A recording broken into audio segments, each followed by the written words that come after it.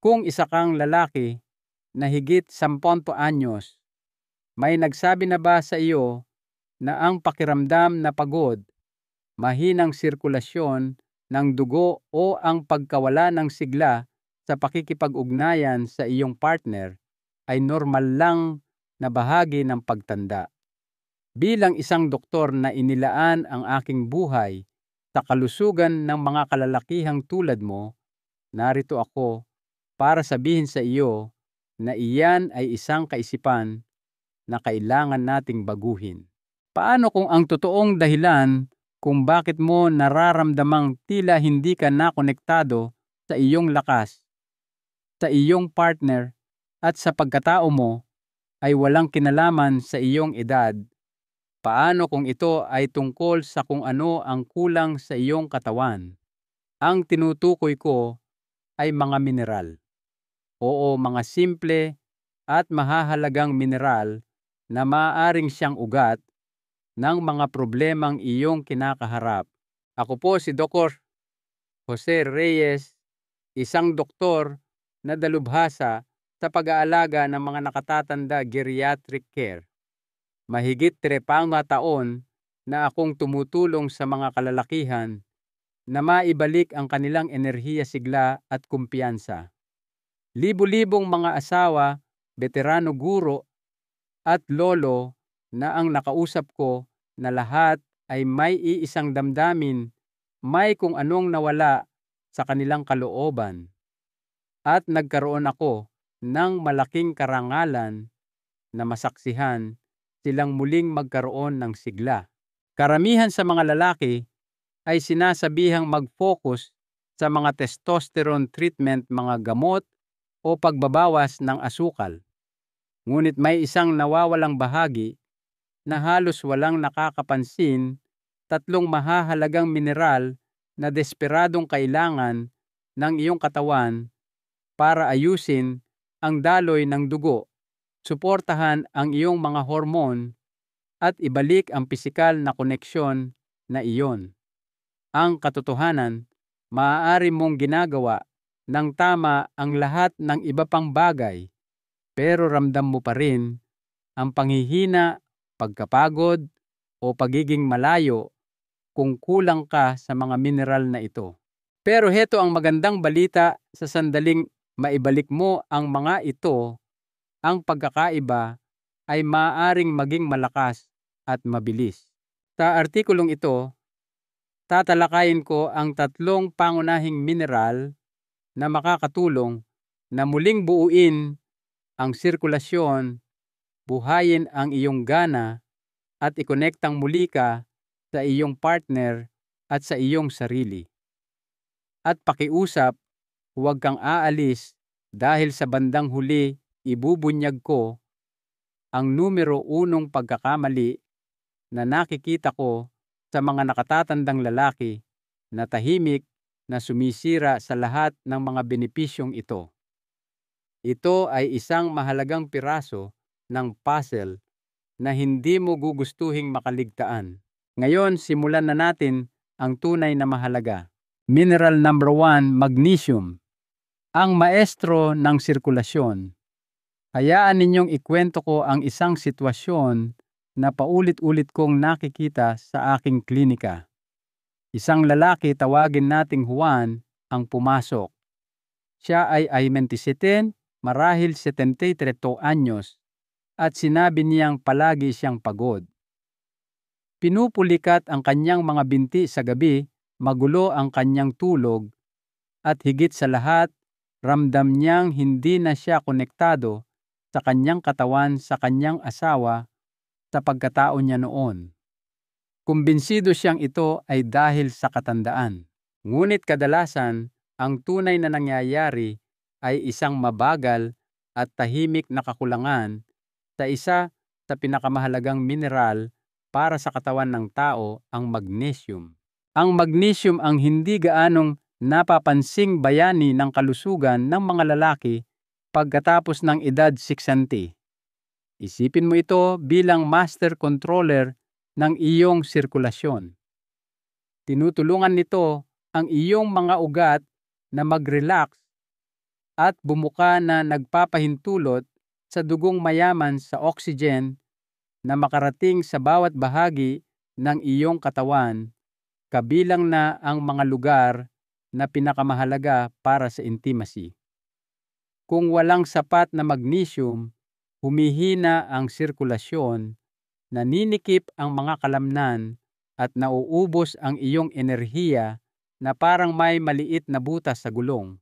Narito ang isang bagay na hindi alam ng karamihan sa mga lalaki habang tumataas ang blood sugar na maaaring mangyari dahil sa edad o diabetes. Ang iyong mga bato ay nagtatrabaho ng husto para ilabas ang sobrang asukal. Ngunit sa prosesong ito, na ilalabas din nila ang malaking halaga ng magnesium. Ito ay isang nakatagong pagkaubos na nagsisimula ng isang masamang siklo. Ang mababang magnesium ay maaaring maging sanhi ng iyong insulin resistance na hahantong sa mas mataas na blood sugar na magiging dahilan naman ng pagkawala ng mas marami pang magnesium. Samantala, maaari mong mapansin ang iba pang maliliit na bagay. Pangingisay ng kalamnan, mababang mood, hindi mapakali sa gabi o humihinang tugon sa mga sandali ng pisikal na paglalapit. Ang magnesium ay may mahalagang papel din sa produksyon ng testosterone at pagpapakalma ng nervous system. Kung nararamdaman mong nababawasan ang iyong pakiramdam o bumabagal ang iyong tugon sa panahon ng intimacy, ang mineral na ito ang maaaring nawawalang susi. Kapag malakas ang iyong puso at maayos ang daloy ng iyong dugo, lahat ng iba pa ay magsisimulang gumana sa paraang nararapat. Ilan sa mga pinakamahusay na pagkaing mayaman sa magnesium ay malamang nasa iyong kusina na ngayon: buto ng kalabasa, lutong spinach o kangkong almonds, dark chocolate at avocado. Kung nahihirapan kang makakuha ng sapat mula sa iyong dieta ang isang magnesium glycinate o bisglycinate supplement, ay makakatulong na maibalik ang iyong mga antas sa banayad at epektibong paraan. Nakita ko na ang mga lalaking hirap bumangon sa kama ay nagigising na may panibagong lakas dahil lang sa pag-aayos ng kanilang magnesium. Para sa marami, ang pagbabagong iyon ang simula ng isang bagay na makapangyarihan, ang pagbabalik ng kumpiyansa, sigla at koneksyon. Ngunit ang magnesium ay simula pa lamang. May isa pang mineral na mas malapit sa puso ng mga lalaki, isa na direktang namamahala sa iyong mga hormone, pagnanasa at sigla. Mineral number 2, zinc, ang pangkontrol ng hormone. Hindi ko malilimutan ang isa sa aking matagal ng pasyente, si Roberto, na 72 anyos. Isa siyang retiradong mekaniko na may malalakas na kamay at mayabang na tingin, ngunit mayroong talunang tono sa kanyang boses. "Doc," sabi niya sa akin, "hindi ko na po ramdam ang sarili ko. Nasa pinakamababa na ang enerhiya ko. Wala na akong interes sa mga bagay-bagay at pakiramdam ko ay anino na lang ako ng dati kong pagkatao." Sigurado siyang dahil lang ito sa kanyang edad, ngunit pagkatapos ng ilang pagsusuri at mas malalim na pag-uusap, alam kong may kulang sa kanya na maliit, tahimik at napakahalaga: zinc. Para sa mga lalaki, lalo na sa atin, na higit 10 anyos, ang zinc ay hindi lang isa pang mineral. Ito ang pinakapundasyon ng balanse sa hormone, sexual function at lakas ng immune system. Ito ang hilaw na materyal na ginagamit ng iyong katawan para gumawa ng testosterone, ang mismong hormone na nagpapasigla ng pagnanasa, enerhiya at kumpiyansa. At heto ang problema sa pagtanda: stress, ilang mga gamot at alta presyon mas mabilis na nawawalan ng zinc ang iyong katawan kaysa sa iyong napapalitan. Sa bawat pag-ihi mo, nawawalan ka ng kaunting zinc. Sa paglipas ng mga dekada ito ay naiipon at ang mga epekto nito ay mahirap baliwalain. Ang kakulangan sa zinc ay hindi laging sumisigaw. Ito ay bumubulong. Marahil, napansin mong mas matagal gumaling ang iyong mga sugat o tila numinipis at natutuyo ang iyong balat. Marahil ay nanlalabnaw na ang iyong panlasa o bigla kang nagke-crave ng matatamis.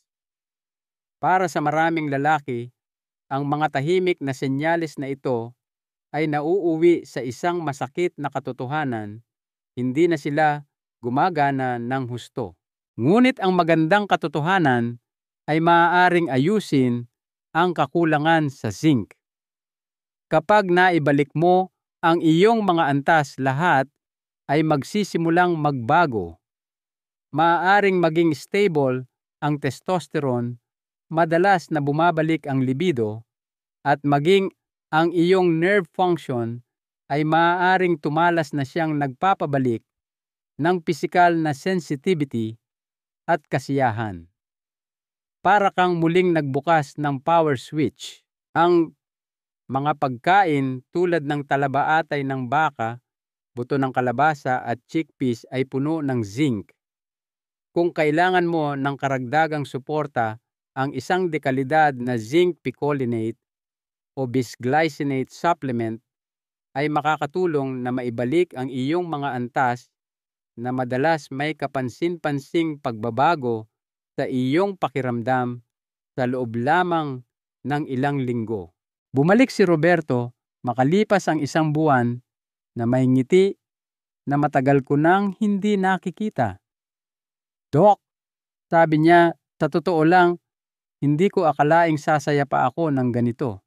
Ganyan ang kapangyarihan ng zinc. Ngunit gaano man ito kahalaga, may isa pang mineral na mas kakaunti pa ang nakakaalam, ngunit ito ang susi sa iyong blood sugar, sa iyong mga nerbiyos, at sa enerhiya na dala mo pagkagising sa umaga. Mineral number 3, chromium. Ang bantay ng blood sugar, naaalala ko ang pag-upo ko sa tapat ni Geraldo, isang 28 anyos na retiradong truck driver. Halos 1 dekada na niyang pinamamahalaan ang kanyang type 2 diabetes gamit ang mga gamot, pagbabago sa dayeta at ehersisyo. Sinubukan na niya ang lahat. Ngunit mayroon pa ring hindi tama. "Doc," sabi niya ng mahina, "ginagawa ko na po lahat ng sinabi nila, pero pagod na pagod pa rin ako. Ang blood sugar ko ay pabago-bago at ang sigla ko wala na talaga." Yung sigla na tinutukoy niya ay hindi lang tungkol sa blood sugar. Tungkol ito sa gana, enerhiya at intimacy na matagal na niyang hindi naramdaman. Matapos makinig ng mabuti, may malakas akong kutob na kulang siya sa isang mineral na halos hindi alam ng mga tao, ang chromium. Ang chromium marahil ang isa sa pinaka-nakakaligtaang mineral sa kalusugan ng mga lalaki, ngunit para sa atin na higit 10 na anyos ito ay napakahalaga. Isipin mo ito bilang bantay pinto ng iyong mga selula. Tinutulungan nito ang iyong insulin na gawin ng maayos ang trabaho nito na ilipat ang asukal mula sa iyong daluyan ng dugo patungo sa iyong mga selula kung saan ito nararapat para magamit bilang enerhiya. Kung walang sapat na chromium, bumabagal ang insulin. Nanatili ang glucose sa iyong dugo at bumabagsak ang iyong mga antas ng enerhiya. At heto, ang malupit na bahagi ng siklo, ang mataas na blood sugar ay nagiging sanhi ng paglabas ng mas marami pang chromium sa iyong katawan. Ito ang dahilan kung bakit maraming lalaki ang nakakaramdam ng pagkaubos, pagkalito at pagiging malayo.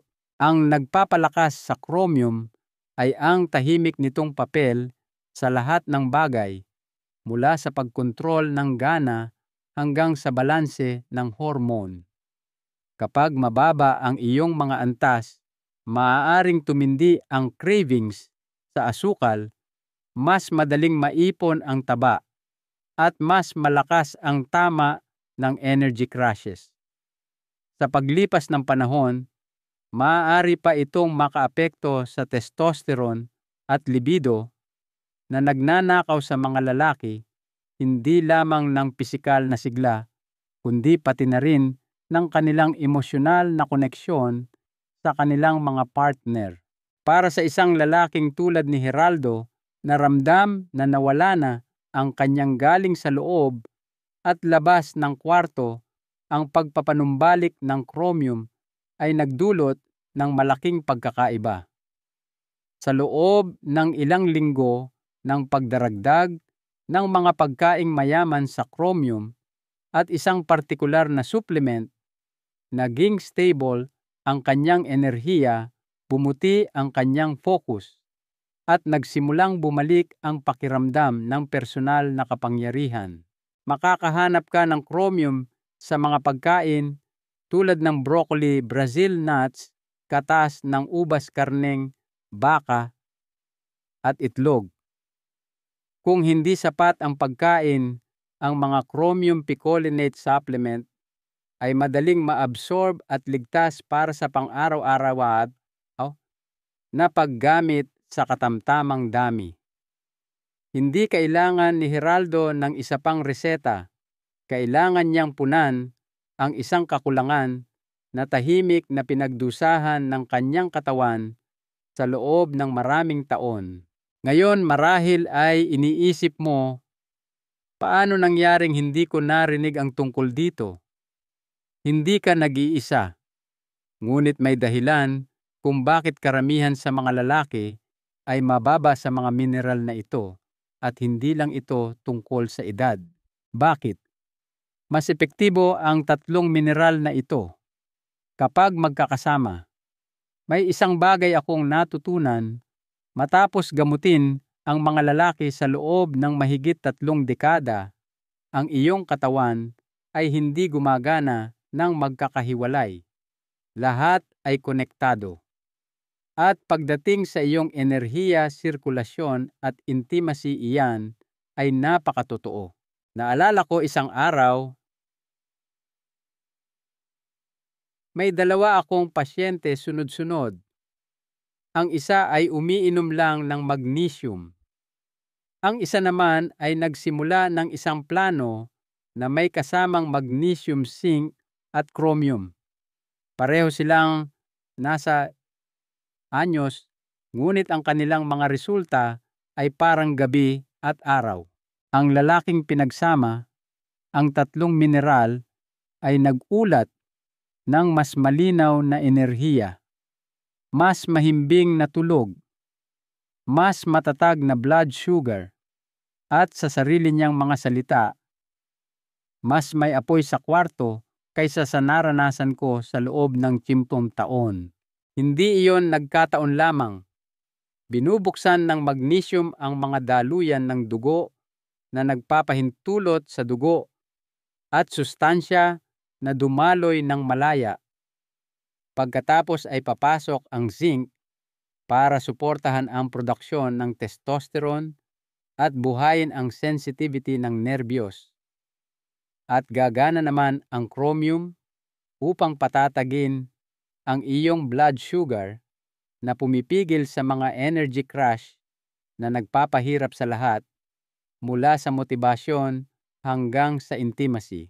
Kapag magkakasama ang 3 mineral na ito, bumubuo sila ng isang tatsulok ng suporta sirkulasyon, balanse ng hormone at kontrol sa metabolismo. Bawat isa ay pumupuno sa puwang na hindi kayang takpan ng iba ng mag-isa. Iyon ang dahilan kung bakit maraming lalaki ang pakiramdam na ginagawa nila ang lahat ng tama, ngunit hindi pa rin maganda ang pakiramdam. Ito ay tungkol sa pagpapanumbalik ng mas malalim na balanse na dahan-dahang sinira ng panahon at stress.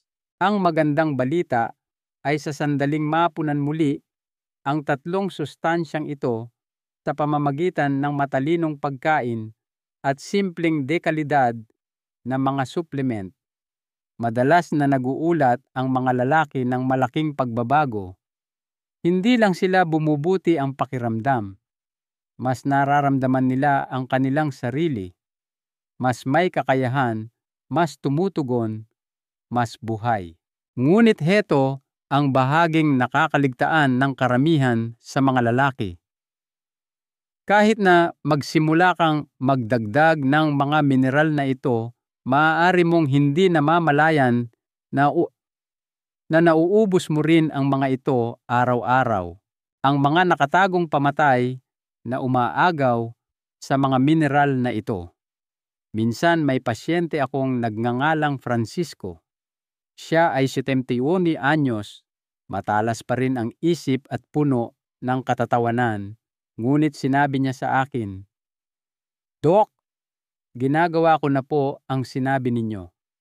Umiinom ako ng tamang supplements at kumakain ng mas maayos, pero iba pa rin ang pakiramdam ko. Nanghihina ang mga binti ko, hindi gaanong malinaw ang isip ko. At sa totoo lang, hindi ko na naibibigay ang nararapat sa aking asawa."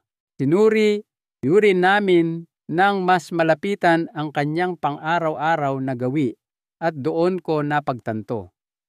Hindi niya namamalayan na sinasabotahe niya ang kanyang sariling pagsisikap. Karamihan sa mga lalaki ay hindi ito napapansin, ngunit may mga pang-araw-araw na pagkain at gawi na tahimik na nagnanakaw sa iyong katawan ng magnesium zinc at chromium.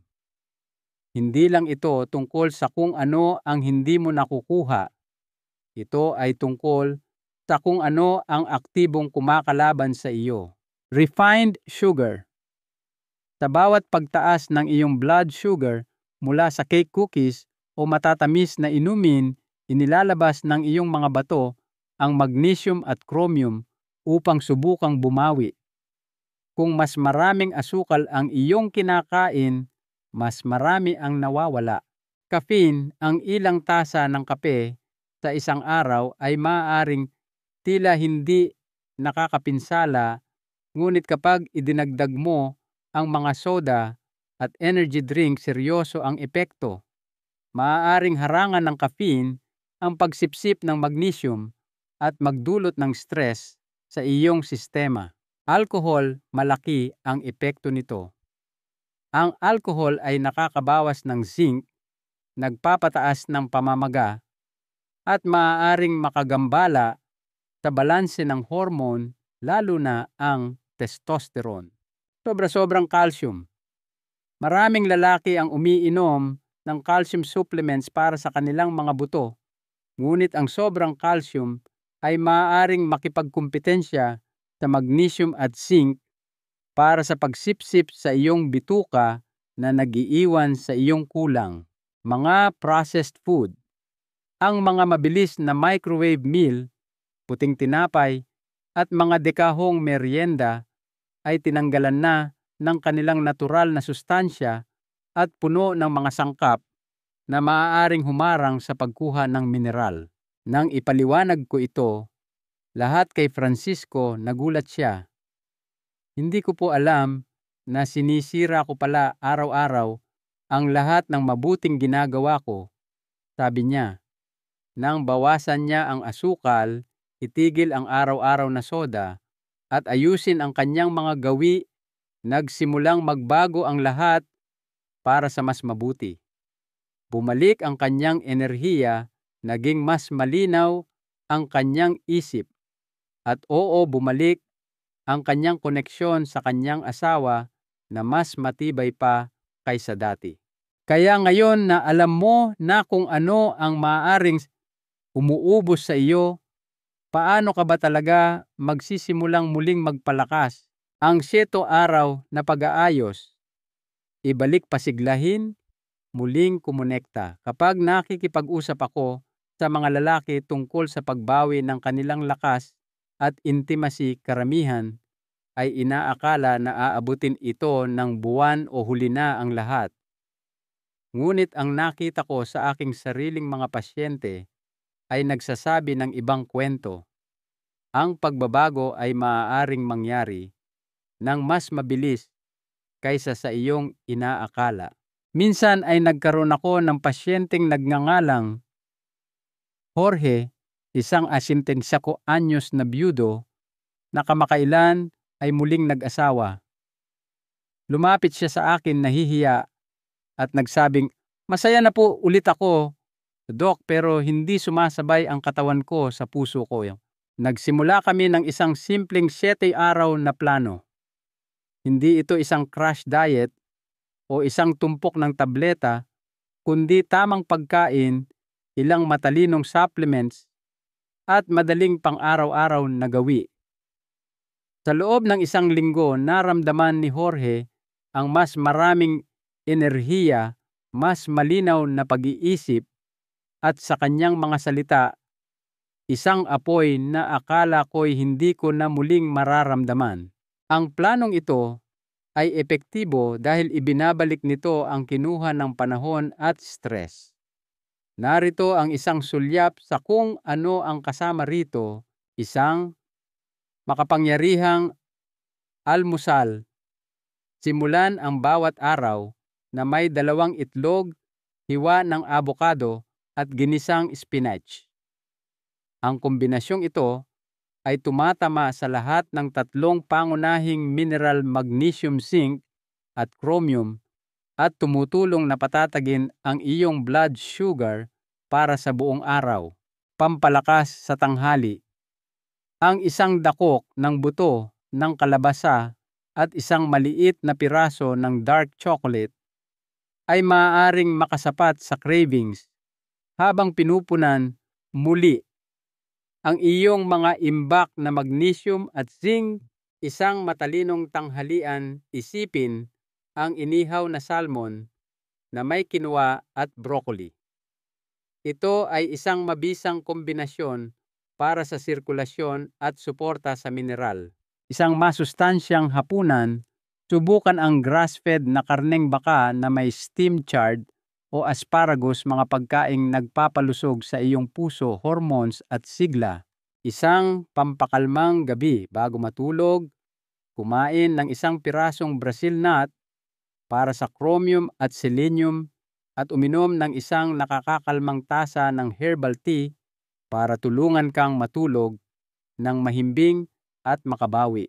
Kasabay ng mga pagkaing ito, simple lang ang supplement routine ni Jorge: 200 mg ng magnesium glycinate, 15 mg ng zinc picolinate, at 200 mcg ng chromium picolinate sa umaga. Naglalakad din siya ng sandali pagkatapos ng tanghalian at gumagawa ng magaang stretching sa gabi. Hindi ito tungkol sa matinding pagsisikap. Ito ay tungkol sa pagiging consistent. Pagkatapos lamang ng 7 araw, hindi lang siya bumuti ang pakiramdam. Mas naramdaman niya ang kanyang sarili. At iyon ang pinakalayunin. Hindi para maging ibang tao, kundi upang muling kumonekta sa malakas at may kakayahang lalaki na ikaw noon pa man. Isang huling salita mula sa inyong doktor. Sa paglipas ng mga taon, daan-daang lalaki na ang naupo sa aking klinika, bagsak ang mga balikat at puno ng pagdududa ang mga mata, lahat ay tahimik na nagtatanong ng iisang bagay: ganito na lang ba? Ito na ba talaga ako ngayon? Hindi sila naghahanap ng milagrong gamot o bukal ng kabataan.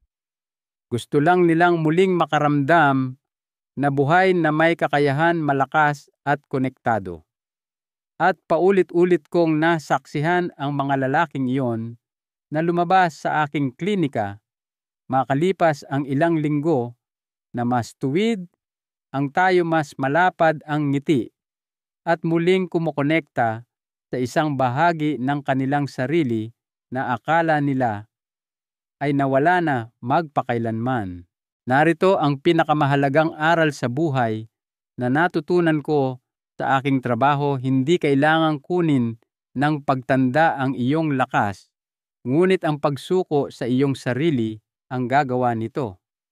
Ang iyong katawan ay may kahangahangang likas na kakayahang tumugon, maghilom at muling bumuo. Ang iyong dugo ay nais pa ring dumaloy at ang iyong puso ay nais pa ring kumonekta.